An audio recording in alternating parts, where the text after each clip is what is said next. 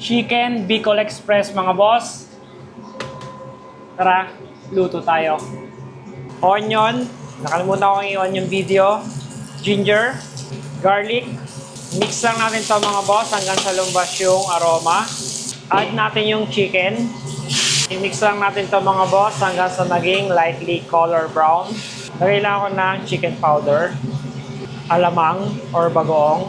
I-mix lang natin to. Ilan tayo dito ng gata. Add lang tayo ng red and green chili. I-mix lang natin to.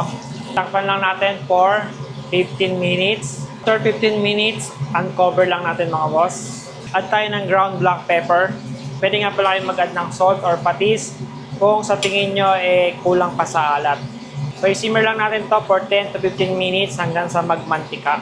After 15 minutes, ito na yung ating Chicken Bicol Express. Okay na to mga boss. Pwede na natin itong i-transfer ngayon sa pan. Kung gusto mo nga pala naman ganitong video, paki-heart and share. Paki-comment mo na nga rin pala kung taga saan ka at kung ano yung barko mo para naman mabati kita. Kung meron nga palang request, paki-comment mo na rin. Chicken Bicol Express mga boss. So yun lang. Bon appetit!